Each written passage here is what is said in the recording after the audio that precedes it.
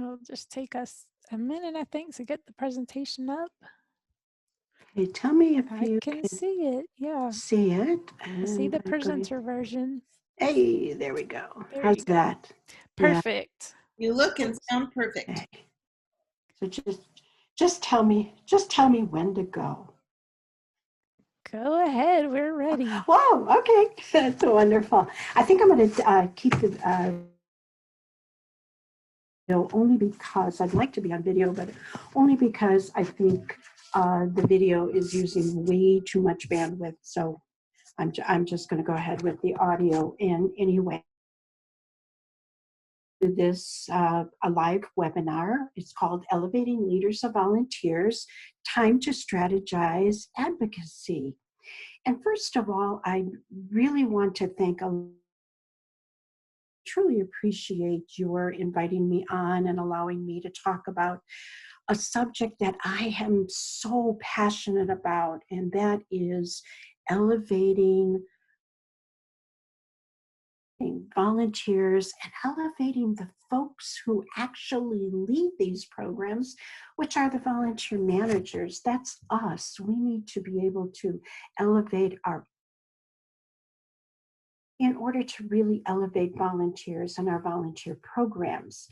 And I also want to thank everyone who's participating, or those of you who have joined later, or those of you who are going on tape, because I know your time is valuable and I know you're busy and you're trying to strategize everything you're doing. So taking your time out to listen to me, I truly appreciate it.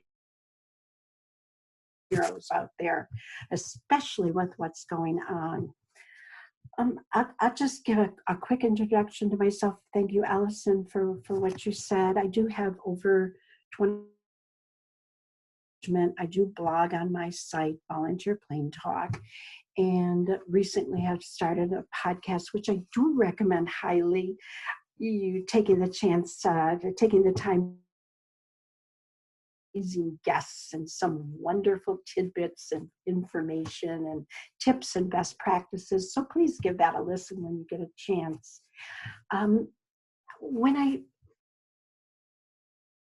It's because I wrote a book called The Volunteer Shelf Life. And the reason I wrote this book is because I was feeling this kind of unspoken accusation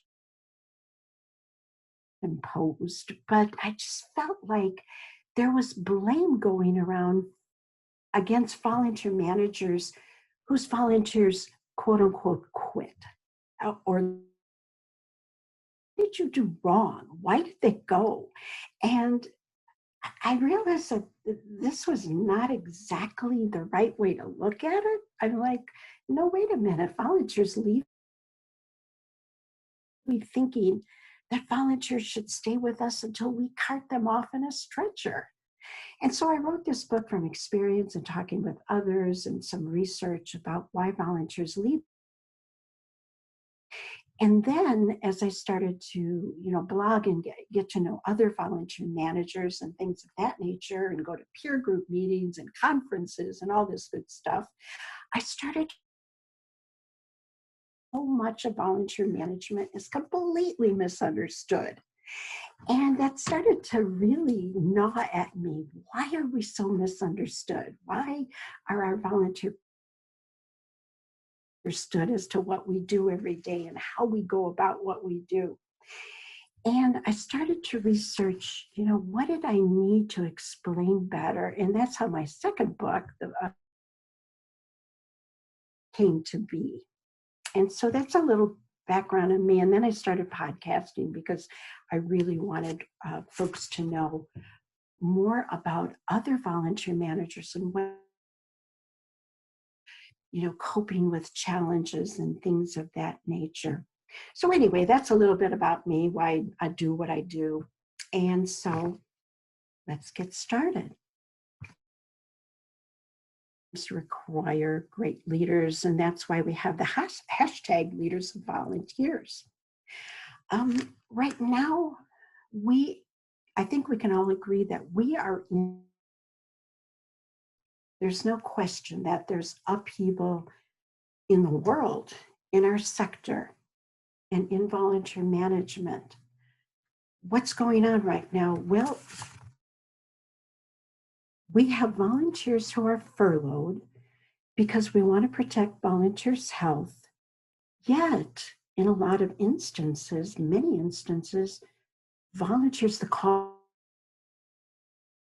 staff is furloughed, donations are down. So people, organizations are turning to volunteers, but yet our volunteers are staying home. And so that's one great in chaos right now. We have volunteers out, but we need volunteers. Virtual volunteering is becoming front and center. A lot of people are looking at virtual volunteering as well. Way this is what's going to happen. Although that's not necessarily true. And why? Well, in my last podcast, just for an example, I talked to Adam Janes, Ottawa, Canada, and he was telling me that his furloughed volunteers cannot wait to get back and have one-on-one with their clients, people they serve, whatever you want to term that. They can't wait to get back. And he talks about the joy of reuniting. So are we going to turn to a total virtual world? Probably not. There might be even more one-on-one, but we don't know. And that's what chaos is all about. Traditional roles right now are being suspended and repeated. So again, when chaos happens, what does chaos do?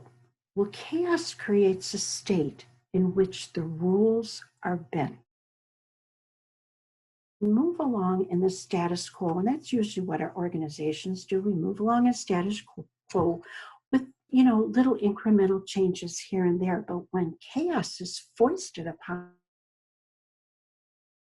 we have to bend the rules to get out of the chaos. And so coming out of the chaos, we usually come out with a new normal.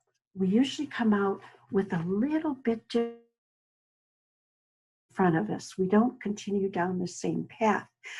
So the opportunity for us as volunteer managers or leaders of volunteers is to kind of come out of this a little differently. And why shouldn't we use this opportunity to advocate for the things that we want to see happen? When we come out of a pivotal point, a turning point, an inflection point, so this is where, as we deviate off the beaten path, that we can maybe we see as necessary implemented along with all the other changes created by the chaos. So what are we talking about? What am I talking about when I say change to detach from outdated systems and strive for outcomes? What does this actually mean? Well, I think most of us surrounding volunteer management, volunteer programs, and volunteerism in general are governed by antiquated or outdated systems, okay? Seeing that most of us probably can agree upon. I think we're seeing things like, how do organizations view volunteers? How do organizations volunteers? How do organizations sustain or retain volunteers? How do organizations utilize volunteer skills, passions, talents? And on the other side, how are volunteer managers perceived? Are they perceived as professionals? Are they perceived as leading a program? Are they just perceived or a job? And then finally, how are volunteer programs constructed? Are they constructed from top down, meaning edicts come from above and you just have to edicts? Are they constructed side by side where everybody has input? Are they constructed bottom up, which is really probably not where they're constructed? And so these are the kind of pushed to the side, because what we want to see happen is we want to see outcomes. And so you can do more creative thinking when you think in the systems you have. Okay, so what are the outcomes that we're looking for? Again, I think most of us can agree that we want to see volunteers and our volunteers within the organization. We want to see our volunteers viewed as contributing partners who actually work towards the mission side by side. And we want to see our profession, volunteer management, viewed as a profession. And we want to be included in planning sessions and in creating programs and the path for volunteer services. So for me, what advocacy means is we are advocates in order to, and that's what it does. So how are we going to do that? I mean, do we just go out and advocate, hey, volunteers are great? Not really.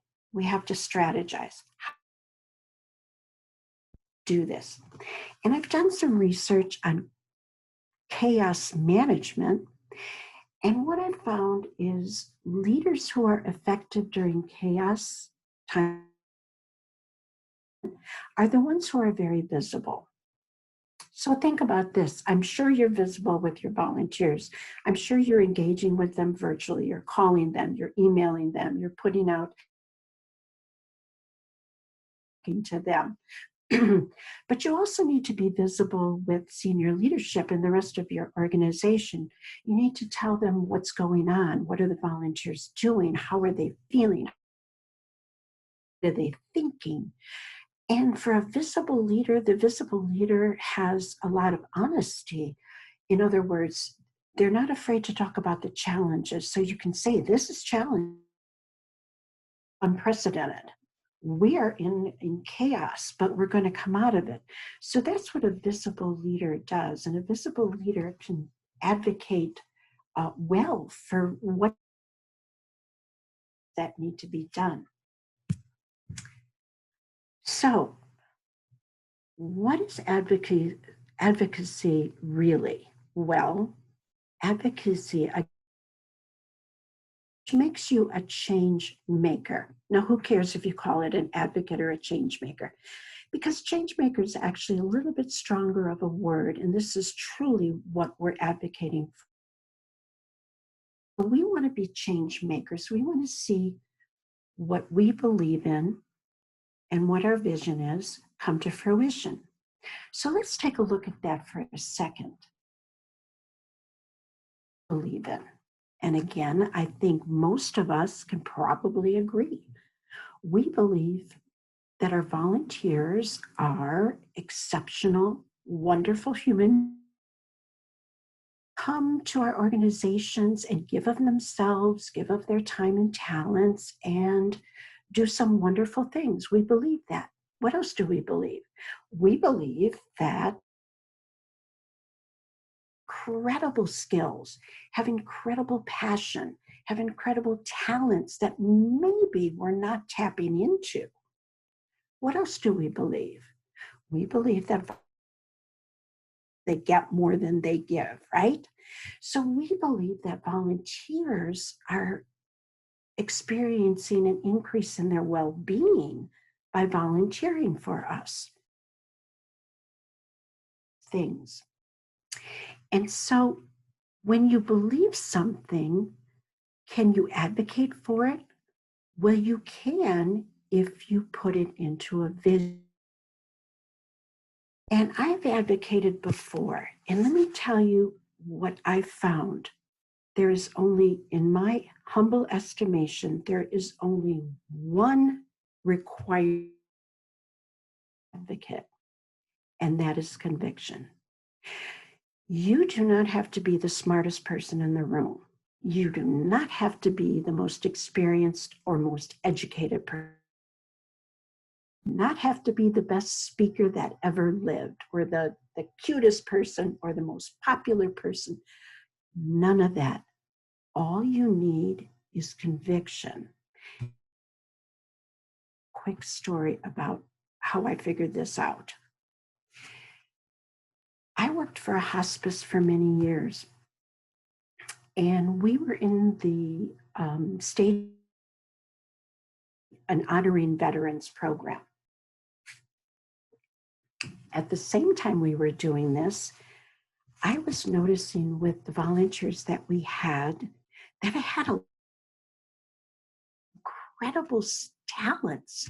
I had so many volunteers who had experience singing, songwriting, doing comedy shows, working on stages. I was like, all these creative people wanted to volunteer for us. And I really wanted to showcase them and all their talents. So I wanted to put the two things together. I wanted to put together with our volunteers who had talent. So I gathered a couple of volunteers together, and we sat down and we had margaritas one night at a restaurant. And I said, I got this idea. Would you like to put on a show? I'd like to put on a variety show that kind of mimics what the USO, what Bob Hope used to do. Do you think you'd be interested in every one of them? To my organization, and I pitched this plan, and they were completely against it. They're like, won't work. That's crazy, blah, blah, blah, blah, blah. But you know what? Something inside will work. And I had conviction. So I told them, I said, look, if I were to go and do this on my own time, volunteer my own time to do it, would you let me do it if I come to you with a completed project? And they said, yeah, sure, because they figured it would never work. Well, guess what? It did. And it worked so well that people come to our shows. We had more fun than I think a human being has a right to have. And we proved the point. I actually had people come to me and say, you know what? Okay, I take it back. You were right. But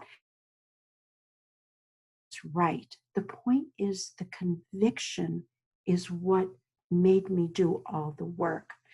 So once you believe so strongly in something, you're not going to let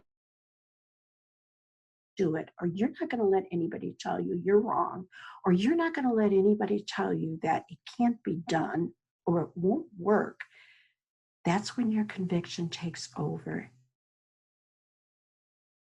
To fan those flames and get that advocacy going and get it done, because you're going to prove to people that it can be done. So we have to stop limiting of ourselves as unable to change the picture. We can. So when you believe in something, you have to funnel it and carve it and create a vision coming from it. And what do I mean by that? Well, I can say, I believe that volunteers should get more respect and be integrated. I can say that all I want. But what is my vision for that? Okay. And then once I write down my vision, and I'm a big proponent of writing a vision happening, how is your beliefs going to work? That's when you start picking out actionable goals and framing your vision in things that you words. And once you have that, then you can advocate for those goals to happen. So in other words, if I say, hey, I rated, okay, what does that mean? All right, my vision is by next year, volunteers will be part of the conference. An actionable goal for that. All right. How about I want by next December, volunteers to be mentioned in the organizational actionable goal. What if I say I want volunteers to always be included when we have staff meetings and we talk about it? Okay, I want that to happen next year. That's an actionable goal. So when we frame ourselves down into actionable goals, then we can actually work on what we need to do. And so having an actual goal, all right? If you go back I'm not going to go back, but if we go back a slide or two and we talk about ignoring or putting aside this outcomes, advocacy is working out the outcomes, and the systems will change when we prove our outcomes. So we have to prove them. I also believe that at this point, we need to call ourselves not leaders of engagement or leaders of volunteers, leaders of volunteer engagement and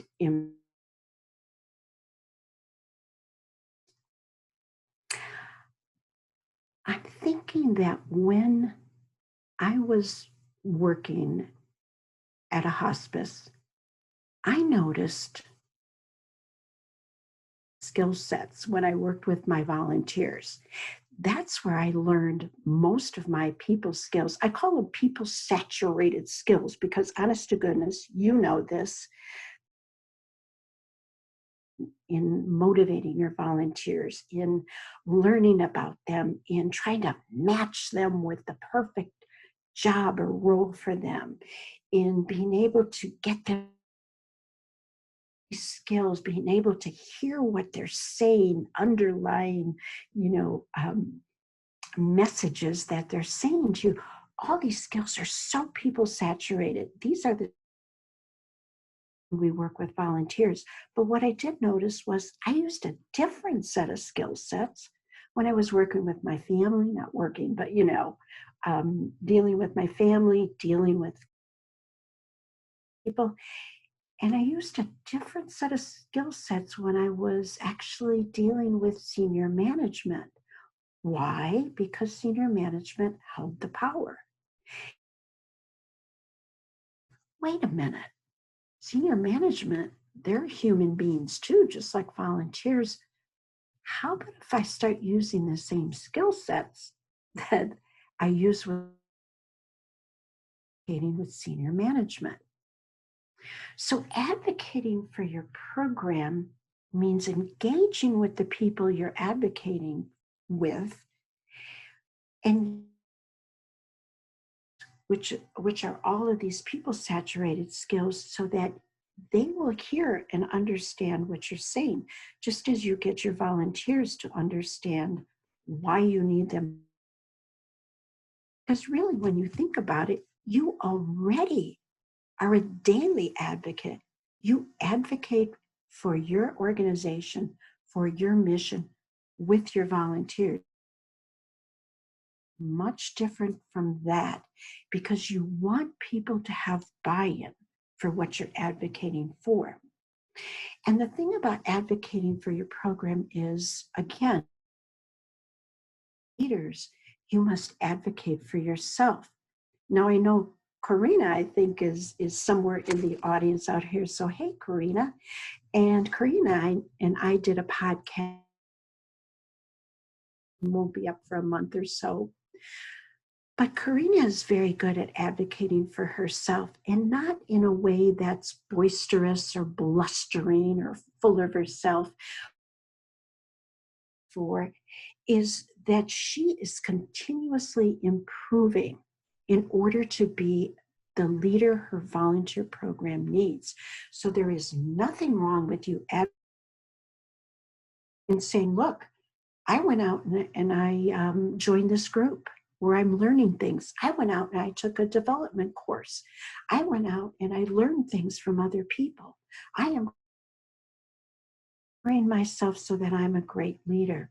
So advocating for your program also means advocating for yourself. And if you don't think you are the best leader for you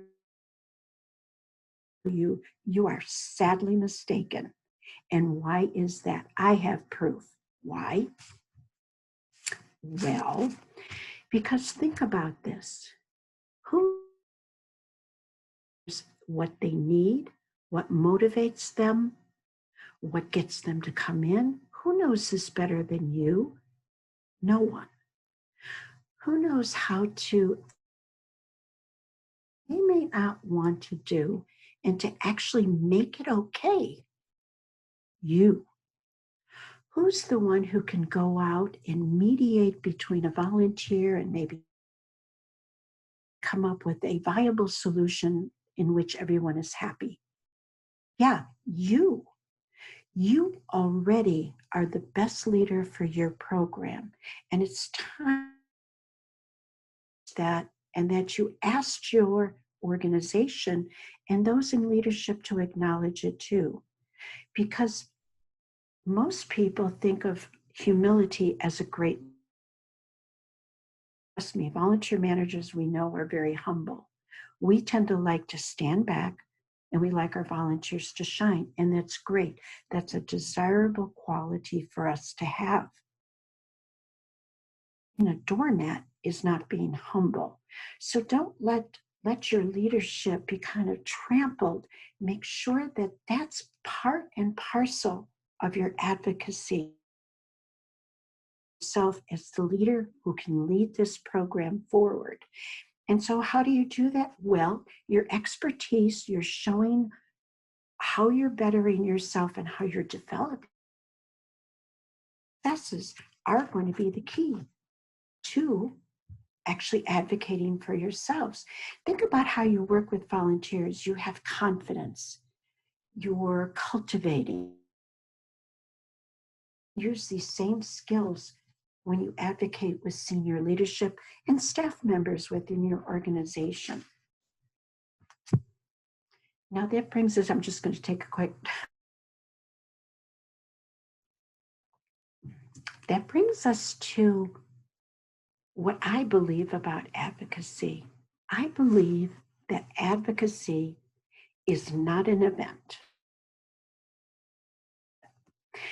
And what I mean by that is advocacy is not, you don't become an advocate and you don't whip out advocacy when the time is right. Okay, I'm not going to whip out advocacy when it's end of the year report. And now I'm going to advocate for us to, treat volunteers better or integrate volunteers. Advocacy at a staff meeting when I hear a staff member kind of poo-poo the volunteer involvement, and I go, whoa, wait a minute, let me advocate for our volunteers. I'm not going to whip out advocacy. There's a challenge between a volunteer and a staff member, and I step in there. I call that mediation. That's not really advocacy to me. Advocacy to me is a mindset. It is something that you're going to be doing every day. And you're going to have your vision at the forefront. Everything you do kind of aligns with your vision and your actionable goals to see that vision come to fruition. So what does this mean? How do I do that? Well, you might want to start small. One thing to start with, maybe you're looking and you see verbiage as a problem. How do members, senior management refer to volunteers? Maybe that's something you want to change. One of the podcasts I did was with Tracy O'Neill, who in Australia. And she was at a staff meeting one day for her organization. And she stood up and said, about our volunteer workforce. And she purposely used the word workforce because workforce was being utilized to describe entities other than volunteers within her organization. And she said, wait a minute, we don't need to separate the volunteers out. They are indeed a workforce. Do you know that our volunteer workforce is bigger than many workforces in many departments in our organization? And that kind of got a gasp from people. They never thought. you wanted to change the verbiage so that they would start to look at volunteers a little differently. And one thing that I've noticed was working, and it frustrated the heck out of me, and there's proven scientific evidence on it, is that negative perceptions embed deeper by leaps and bounds. What I would notice was that, let's say, a volunteer didn't show up one, and that staff member started to tell other staff members, I couldn't get my work done because this volunteer didn't show up. What did that become? That became volunteers. So one little incident painted all volunteers in a negative light. Why? Because negative embeds, or called in to, become a volunteer. And we didn't get back to that neighbor until the next day. Holy mackerel. My CEO department she would say, never calls anybody back. And that negative impression embedded itself. So I'm guessing you probably experienced this at some point, or if not, you will, unfortunately. We have to flood those negative embeds with the positive. Do that. Well, we have to repeat and repeat and repeat and repeat. So in other words, when Tracy talked about the volunteer workforce one time and leave it, you have to repeat it over and over. And science has showed us that it takes between something like 7 to actually be remembered. So we have to take our vision, our actionable goals, and whatever we are doing, advocating, we have to repeat it over. It takes hold. It takes roots. Think about advocacy as having roots. And from there, it grows, we cultivate it, it branches, and we can move on and small successes and go on to bigger ones. We need to circle back. And what do I mean by that? That means check in with people and repeat again and again. Remember when I was in this X, Y, and Z? Well, I'm here to see, if you still remember that. And so circle back and check with people and then repeat again. And this is what advocacy is when you growth mindset. You're going to keep repeating it. We also need to equip all of our allies. We need allies everywhere. And we need to equip these allies for us. So we want to equip our volunteers with whatever talking points, whatever position we're having, whatever verbiage we're using. We want to make sure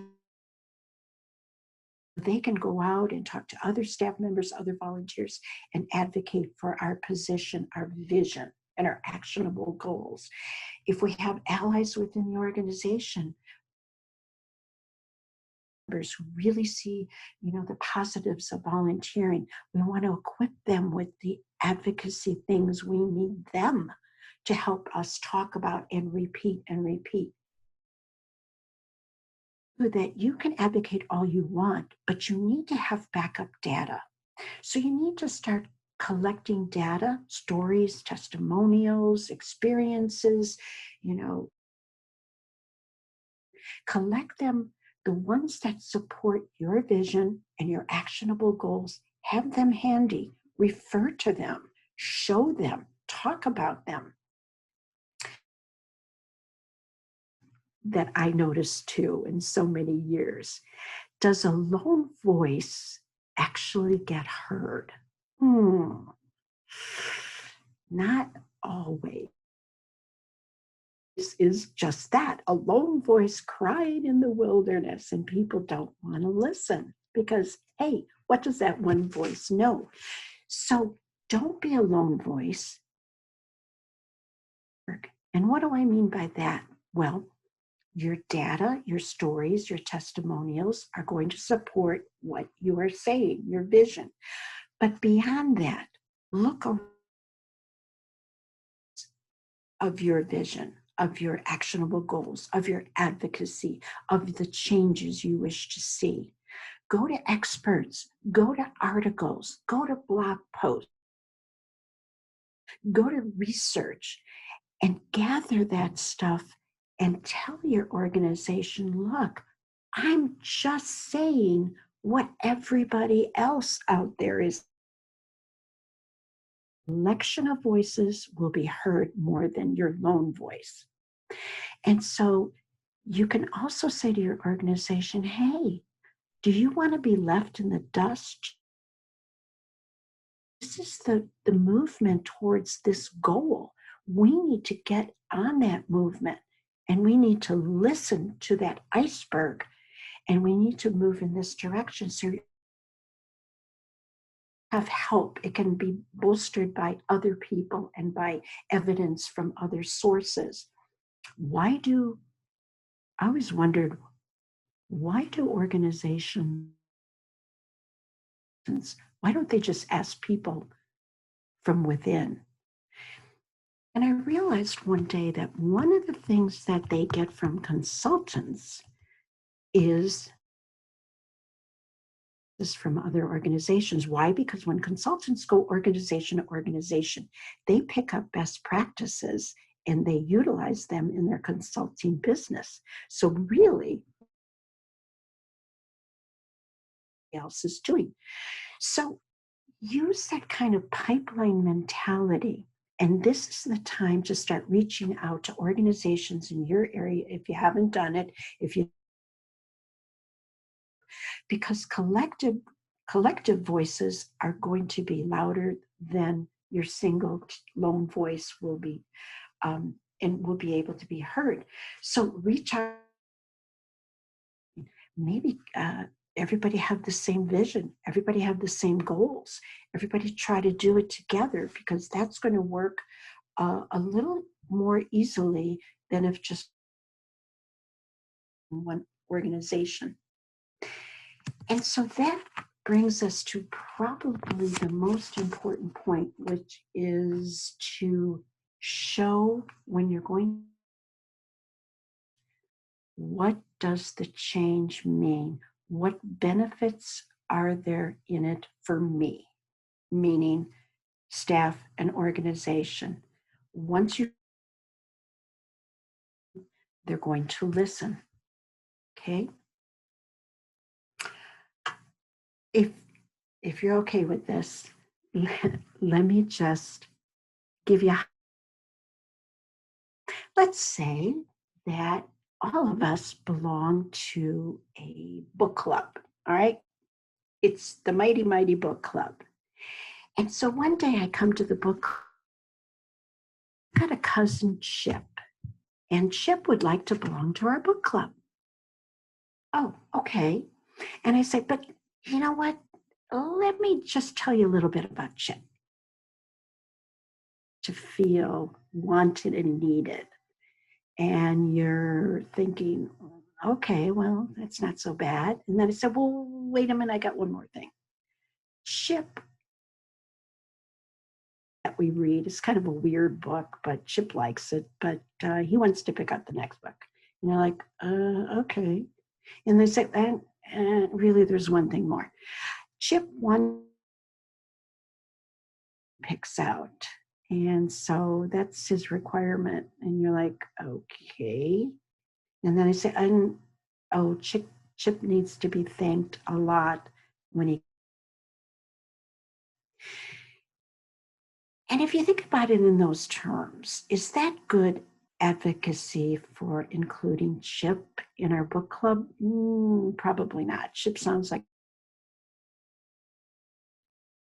But if I were to just say, Chip, my wonderful cousin wants to join us, and hey, guess what? You know, we always like to have and we take turns driving out there and getting it, and it's kind of a pain in the neck. Chip lives down the street from the donut shop, and he said he'd be more than willing to pick up the donuts on the way. Chip sounds like a better fit, doesn't Chip? Because Chip actually contributes something. So volunteer engagement and impact, if we only engage volunteers, meaning what the volunteers need, what they want, they're great people, let's thank them, and I'm not saying we should never talk about that. What I'm saying is we need to include, and that's the what's in it for me scenario is volunteer impact. We have to talk. I strongly believe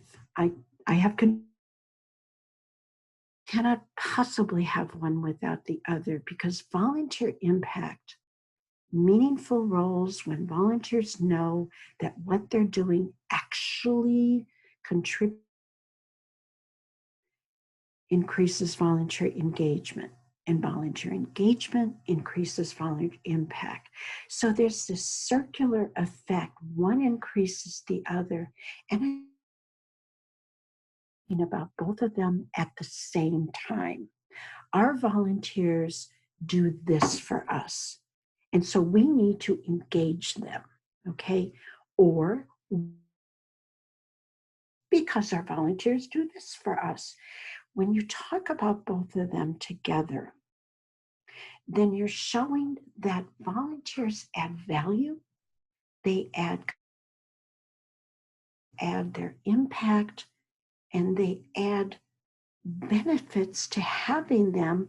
So that's why we need to engage them. So our vision can be, and in order to get there, we need to prove their worth, and that's our volunteer impact. Volunteer engagement, to say we engage volunteers and we manage volunteer impact or volunteer projects, is because the engagement part of our jobs is the very visible. See us sitting down and looking at grandchildren, pictures of grandchildren with our volunteers. They see us planning events. They see us out there in the community. They see us chatting on the phone with them. They see all these things that we do to engage. What we have lacked, in my opinion, in the past, and what I know I lacked, why this is so doggone important, because of all the things the volunteers do for our organizations. Okay, so after what I call the volunteer formula, and every year I would do an end of the year report and sometimes monthly reports, and these reports would reflect said by independent sectors, monetary amount, and come up with a dollar value that either the volunteers saved the organization or contributed. And trust me, I'm not poo-pooing not at all. I am saying we need to move beyond that. After a while, I started adding like volunteer stories and volunteer testimonies, good feeling, anecdotes about volunteers to my reports, and they got to be very long because, there were so many. I'm like, you need to see what what this means. These hours mean they're just hours until I tell you the impact they have. So I decided to create a formula. It's very simplistic, and maybe it'll work for you, maybe not. You can template for free if you feel like it at my website, Volunteer Plain Talk. But anyway, my formula is this: you take the volunteer, and then you equate that to mission objectives and goals. And the way to do that is go to the department each volunteer works in, and say, hey, department head, objectives for this year, for this month, whatever. What objectives do you have? What goals do you have? Okay. And so you take the volunteer hours, you equate them to completing these goals, to your mission statement, how this supports and furthers the mission statement. So let's take, for instance, let's say fundraising. Fundraising department says, volunteer who can help us. We've got this Excel spreadsheet. We've got our donors on there, and it's kind of old and it's kind of messy. We need it cleaned up because we've got an event information to invite donors to our event. And you say, sure, okay. So you've got this wonderful, really exceptional volunteer, Juan, and you ask Juan to do it. He says, okay, I'll do it. And then he takes this Excel spreadsheet and he spends 10 hours contacting donors, getting their correct information, cleaning it up, making sure that information is current. And so now you've got Juan spend whatever the independent sector amount is, say $25 or so, equals $250. Okay. But in the volunteer impact mode, hours, what does this mean? It means that he met the objective of the fundraising department, which was to have current and clean information, be properly invited to events and to be marketed to for more donations. So that's meeting goals. And then how does that support the mission? With this wonderful spreadsheet that's cleaned up, the fundraising department was able to meet their goal, get all these important donors to come to the event. And so the event,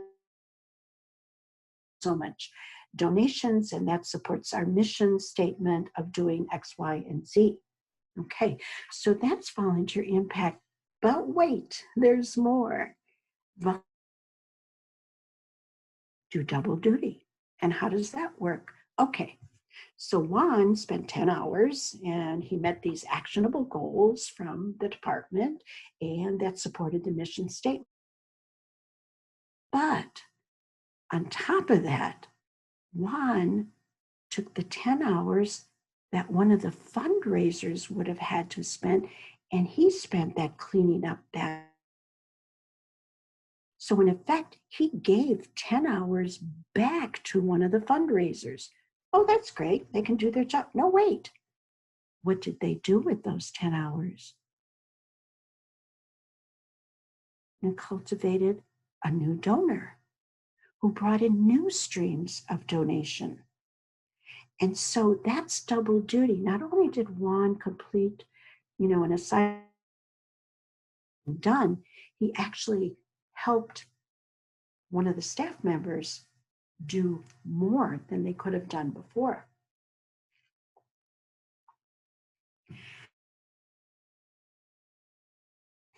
So that's mission impact. And that's where we can advocate for volunteers by showing this to further our mission. And the benefits for staff are going to be, hey, the double duty shows you that you have extra. We all know staff and nonprofits are completely overworked, so they're going to appreciate the fact. Now, they may know this instinctively, but putting this down in a formula and extra time to do this is really going to be eye-opening.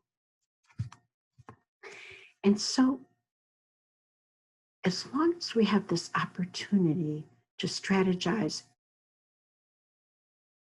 our everyday vision, what do we do to strategize? Well, one of the things we can do is right now, start to jot down, what are you seeing,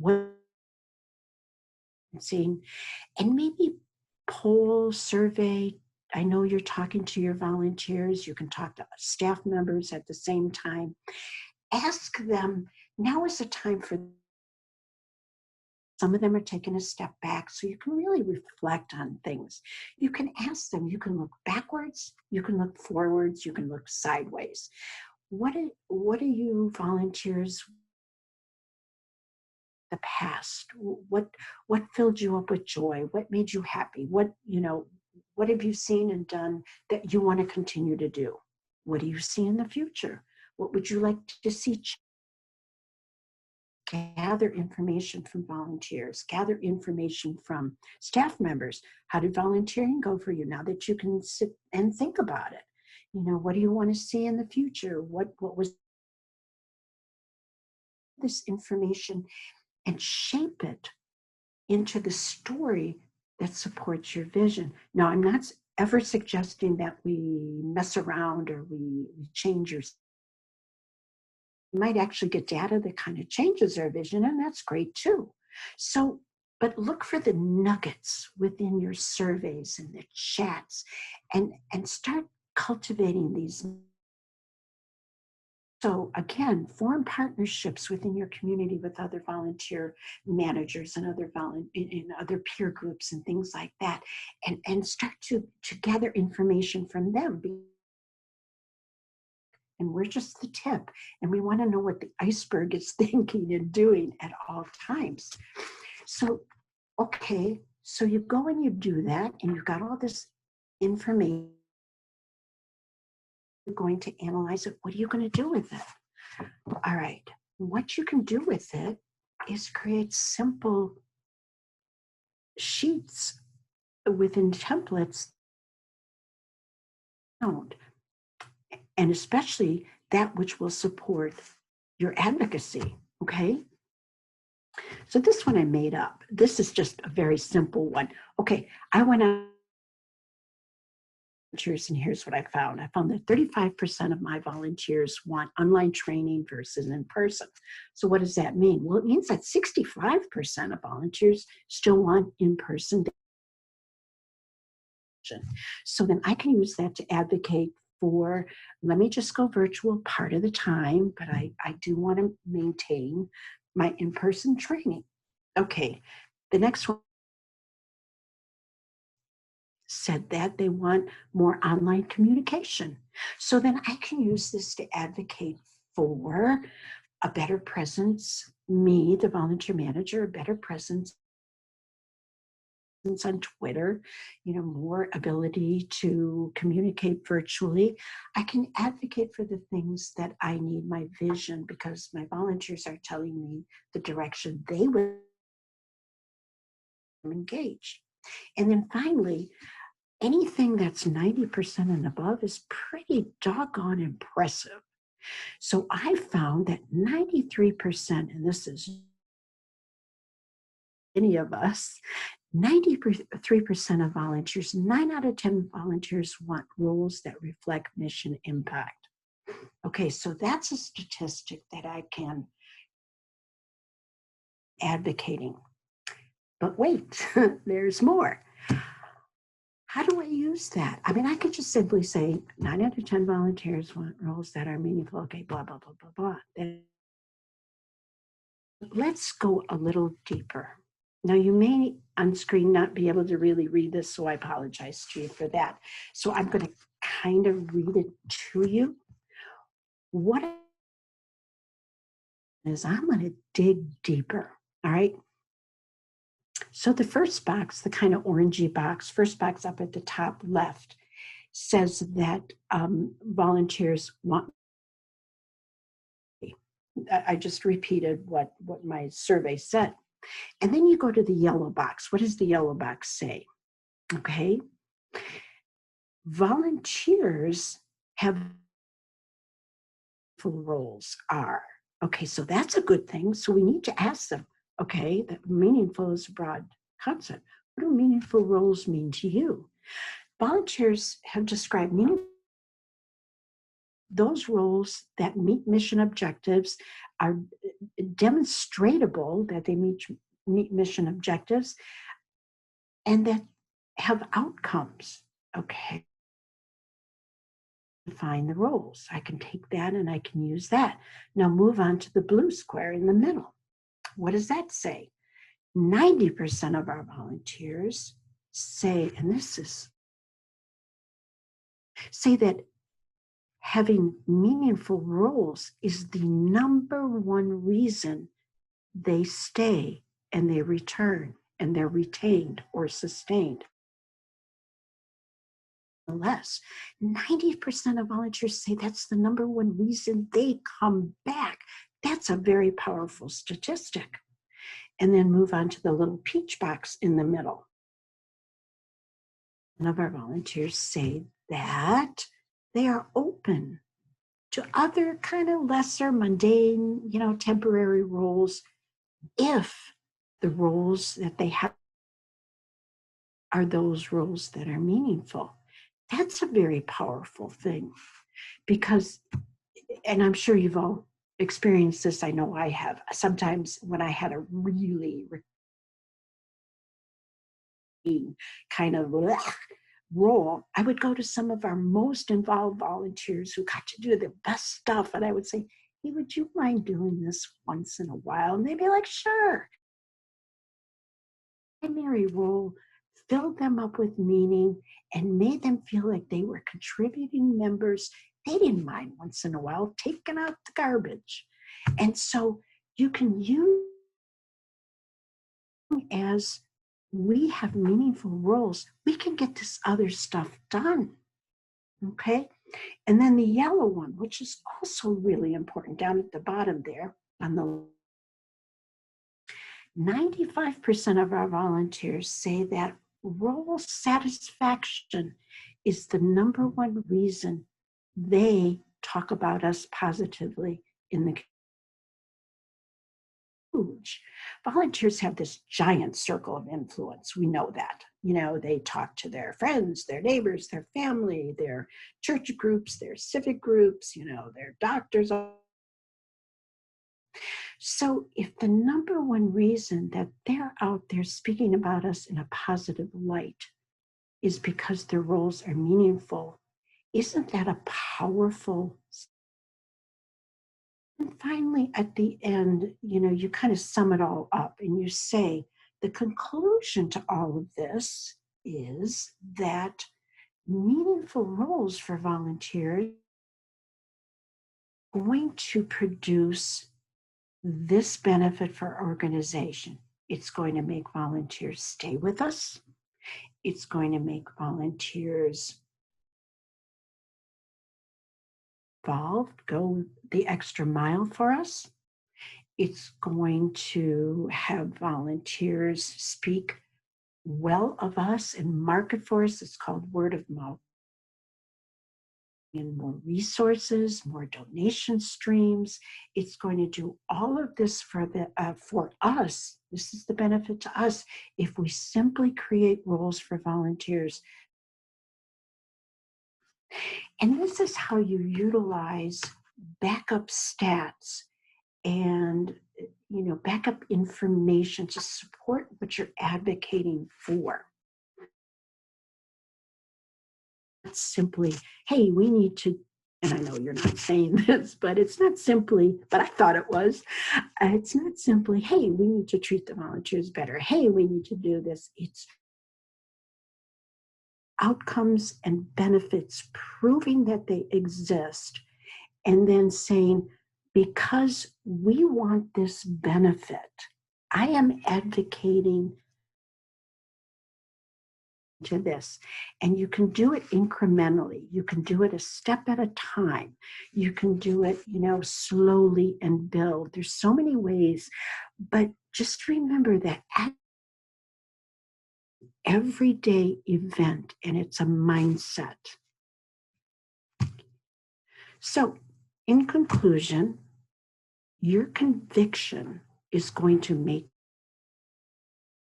advocate. Your confidence in your skill set, because guess what? You already have it. It's there. Just turn it so that it can be utilized with everything. That you are the right leader for your program and that you are going to lead this into the future and be a change maker. Adopt that mindset that I'm going to advocate every day. The verbiage I use, the words I use, the terms I use, the way I talk about volunteers, the way I ask other people to view volunteers, the way I'm going to show volunteer impact. of engaging volunteers by showing the impact that they have. And I'm going to tie it all together. I'm going to plan how I'm going to do that. I'm going to have actionable goals. I'm going to have steps towards those steps. I'm going to gather data. I'm going to gather testimonials. And I would say to you, do not ever hesitate to reach out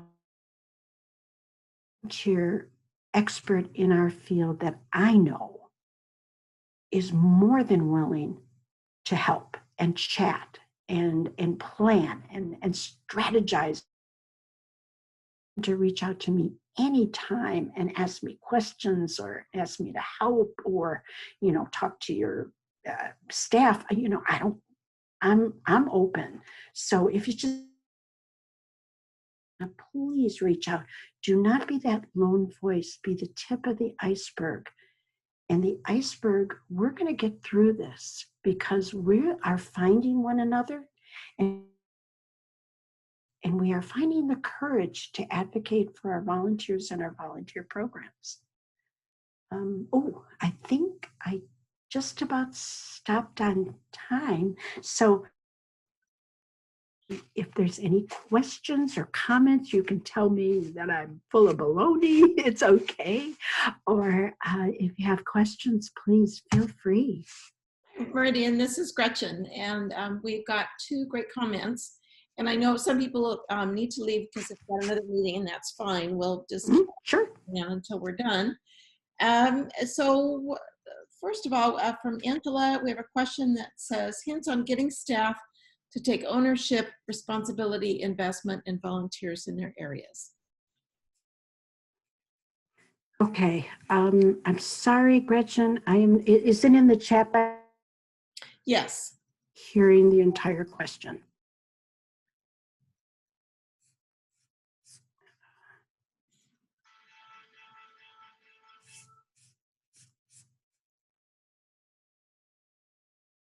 My screen. I'm going to stop sharing my screen. And can I look at the chat? Go ahead and open up the little icon that says more with the 3 dots. Oh, okay. And you should see it there. All right. Sorry about that. So what was the question? It was from Angela, and wanted to know about getting buy-in from staff. Mm-hmm. Well, again, if you can show staff of whatever you're trying to advocate for, you've got to show them the benefits. You know what? They're human beings first. And so work on the value of having this volunteer. What is the value of, utilizing this volunteer skills and try and do it from there.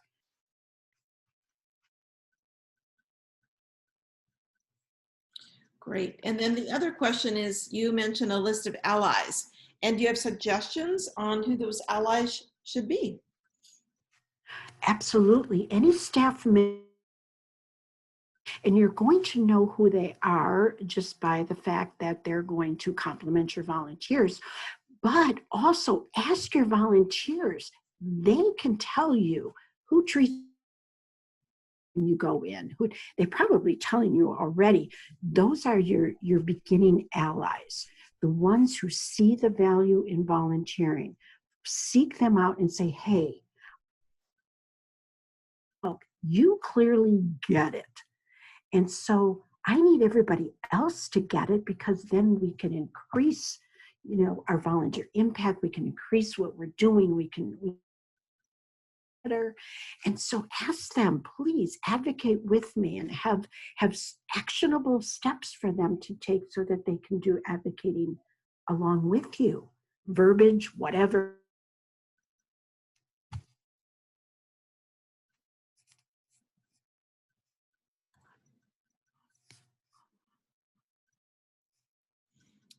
Okay. Well, we'll finish up then. Thank you so much, Meridian, for being our presenter today. I really like that word, impact. I think yes, it's a that's everything right there.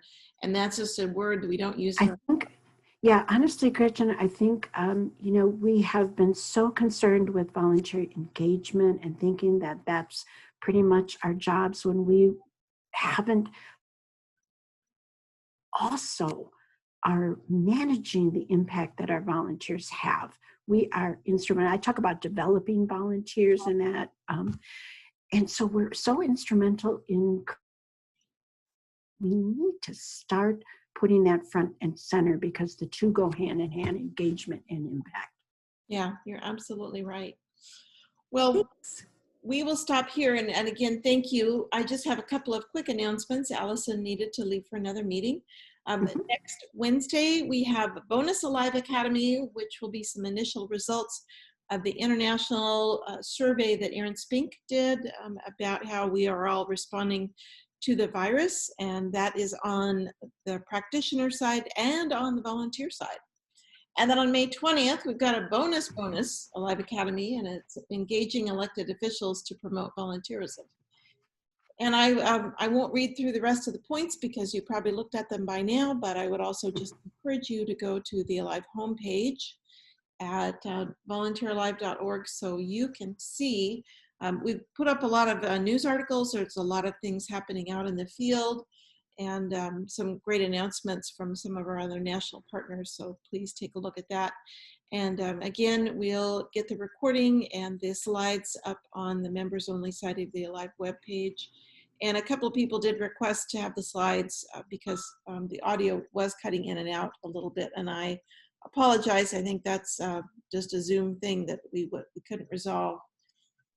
But we will get those to you, and if you would take a moment and complete the survey, you'll get that information tomorrow. We would really appreciate it. So again, Meridian, please take care. Sending lots of warm thoughts your way from where I'm at. And again, wish you all were here. And we will hopefully see you at one of our other webinars. And again, have a great rest of the day. Thanks, everybody. And Meridian, thanks again. Thank you. Thanks, Gretchen. Bye-bye. Bye-bye.